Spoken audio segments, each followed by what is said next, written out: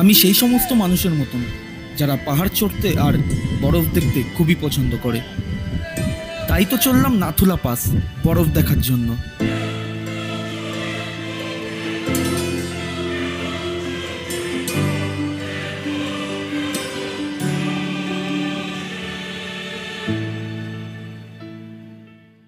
বন্ধুরা, আজকে আমার সিকিমের 3 নম্বর দিন, আর আজকে এখান থেকে এখন যাবো হচ্ছে নাথুলা পাস। সেই জন্য হোটেল থেকে বেরিয়ে বাজরা বাস স্ট্যান্ডের সামনে যাবো, ওখানে গাড়ি বুক করা আছে, ওখান থেকে যাবো নাথুলা পাস। চলো।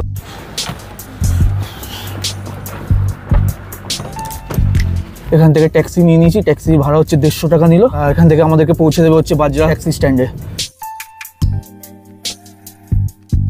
দেখো, আমরা লালবাজার থেকে 10 মিনিটেই পৌঁছে গেলাম বাজরা ট্যাক্সি স্ট্যান্ডে।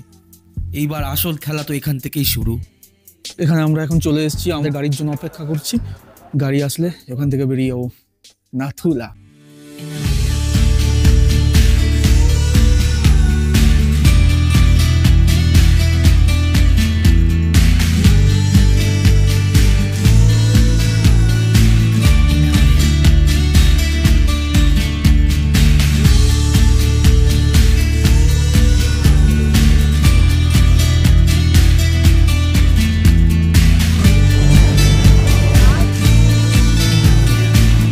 দেখো, আজ আমি এই সুন্দর মুহূর্তগুলো একা কাটাবো না, আমার সঙ্গে আছে আরো 3 জন। আমরা বাড়ি থেকে তো প্রত্যেকে 16ই বেরোই, কিন্তু গন্তব্যস্থলে পৌঁছতে আমরা কেউ আর একা থাকি না। আমাদের সঙ্গে কেউ না কেউ ঠিক জুড়েই যায়, আর যাদের গন্তব্যস্থল আমার মতনই সেই কোনো না কোনো একটা জায়গায় হয়। তাই আমার সঙ্গে আজ যে 3 জন আছে, তাদের মধ্যে 2 জন হচ্ছে বারাণসী থেকে, গোবিন্দ রামকরণ। এখনো পর্যন্ত প্রায় 23টা রাজ্য ঘুরে ফেলেছে, তাও আবার সাইকেল নিয়ে। ওদের স্বপ্ন সারা ভারতবর্ষ সাইকেল নিয়ে ঘুরবে। मुस्कान मेरी जिंदगी की रोशनी, तू मेरी हर ख्वाहिश, तू मेरी हर कहानी। तेरे संग जिंदगी बन जाए, तेरे संग ख्वाबों को भूल जाए, तेरे संग আমাদের কমপ্লিট। এবার এখান থেকে যাবো নাথুলা।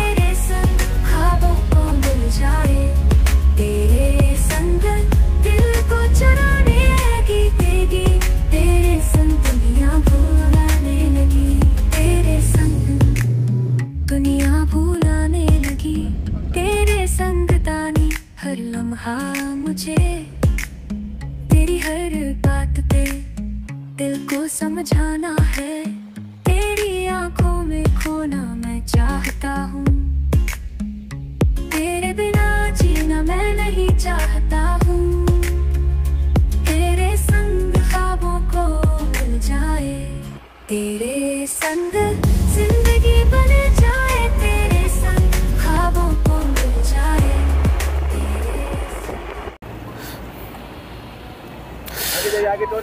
আমরা এসে এখন দাঁড়িয়েছি কাঞ্চনজঙ্ঘা ভিউ পয়েন্টে। এখান থেকে নাকি কাঞ্চনজঙ্ঘা ভালোভাবে দেখা যায়। কাঞ্চনজঙ্ঘা তো দেখতে পাচ্ছি না, পুরো মেঘে মেঘ, কিন্তু ঠান্ডা প্রচুর। দৃশ্য দারুণ, কিন্তু ঠান্ডাও সেরকম। এরপরে মনে হচ্ছে আরো বেশি ঠান্ডা হবে।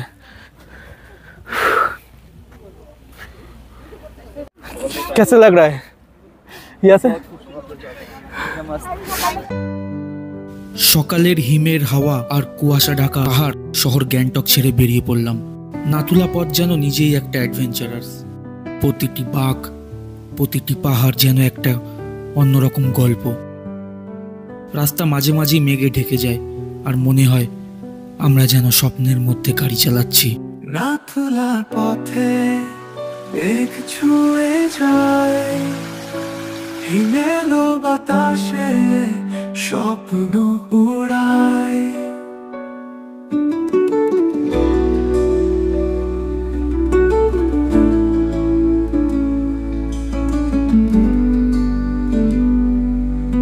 গাড়ি যতই ওপরে উঠছে, নিঃশ্বাস নিতে একটু কষ্ট হচ্ছে, কিন্তু মন চাইছে না তাও থামতে। বরফে মোড়া রাস্তা, পাইন গাছের সারি, আর পাশে জওয়ানদের ক্যাম্প বুঝিয়ে দেয় আমরা ভারতীয় সীমান্তে। একটা জাতীয় গর্ব অনুভব হয় এখানে এসে। মন যে পড়ে রইল হায়, জানালার পাশে গল্প গানে, মেঘের নামে ছড়া গানে নাথুলা গান দেয় দূর পাহাড়ে ভালোবাসা লেগে রয় হাওয়া নাথুলার পথে মেঘ ছুঁয়ে যায় হিমেলো বাতাসে স্বপ্ন উড়ায়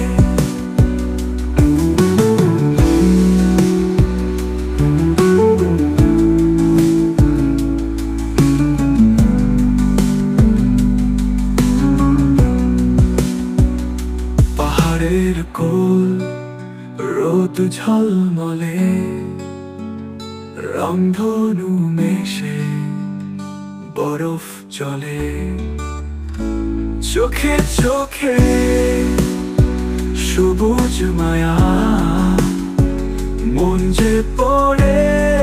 অবশেষে পৌঁছালাম নাথুলা পাস। সামনে ভারতের শেষ গেট, আর তার ওপারে চীনের সৈন্যরা দাঁড়িয়ে। ডিসেম্বরে এখানকার টেম্পারেচার -5 ডিগ্রির কাছাকাছি থাকায় আমাদের প্রত্যেকের বডিতে ব্লাড জমে যাচ্ছিল, আর যেই কারণে আমাদের প্রত্যেকের শরীর বা ফেস যেটাই বলো না কেন ব্ল্যাক ব্ল্যাক দেখাচ্ছিল। এখানে অক্সিজেনের পরিমাণ এতটাই কম যে শ্বাস নিতে প্রচণ্ড পরিমাণে কষ্ট হচ্ছিল, আর এরকম এক্সট্রিম কন্ডিশন আমাদের দেশের সেনারা থাকে।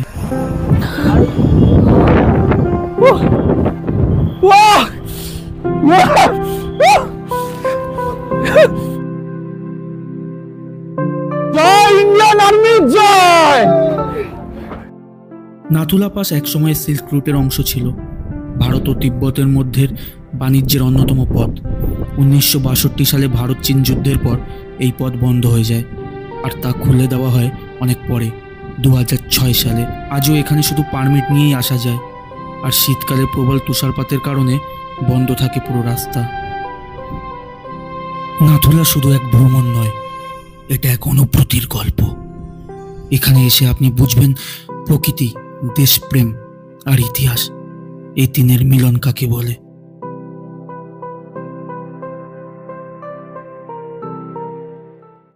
নেক্সট ডেস্টিনেশন ভোগের খাতা। নেক্সট ডেস্টিনেশন কোথায়? নেক্সট ডেস্টিনেশন হচ্ছে বাবা মন্দির।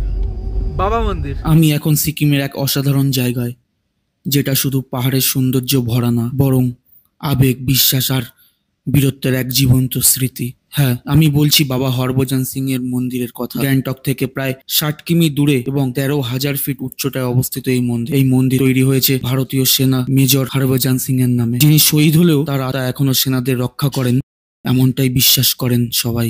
আমরা এখন এসেছি হচ্ছে বাবা মন্দির, আর এখানে আসার পরে স্নোফল অলরেডি শুরু হয়ে গেছে। স্নোফল হচ্ছে। এই ঘরের ভেতরে আছে তার বিছানা, পোশাক, সবকিছু আজও যত্ন করে রাখা হয়। বলা হয় তিনি সেনাদের স্বপ্নে এসে সাবধান করে দেন। 1965 সালে 4 অক্টোবর সিকিমের নাথুলা পাসের কাছে একটি মূল বাহিনীকে সঙ্গ দিচ্ছিলেন। তখন একটি বন্যা স্রোতে পড়ে তিনি প্রাণ হারান।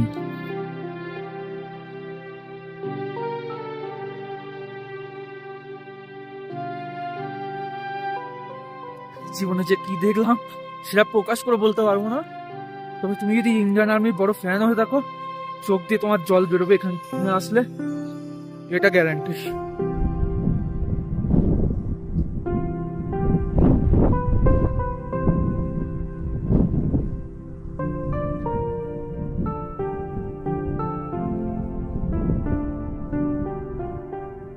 ডেস্টিনেশন ছাঙ্গুলেক। ভাই এনার্জি নেই, যত কথা বলবো, যেরকম পারি সেরকম দেখাবো।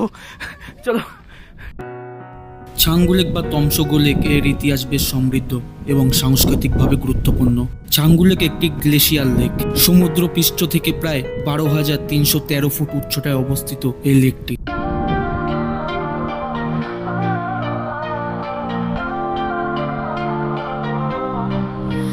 ছুঁয়ে দিলি মন নরম আলোয় ভেসে, স্বপ্নেরা জেগে উঠে তোরই চোখে হাসে।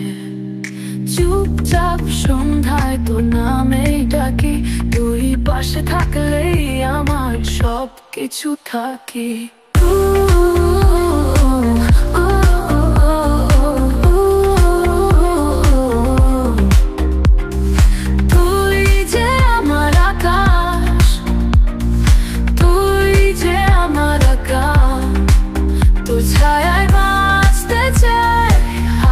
বছর প্রাণ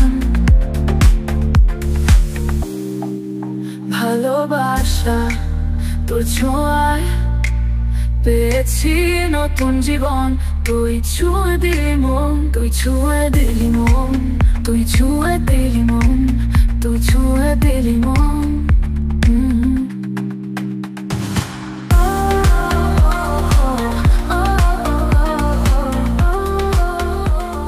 এই লেকটি ভুটিয়া এবং লেপচা জনগণের কাছে পবিত্র। তারা বিশ্বাস করেন এই লেক ভবিষ্যৎবাণী করতে পারে। পুরনো দিনের বৈদ্য সাধুরা এই লেকের রং দেখে পূর্বাভাস দিতেন, যেমন যদি জল ডার্ক হয় তবে বিপদ আসতে পারে।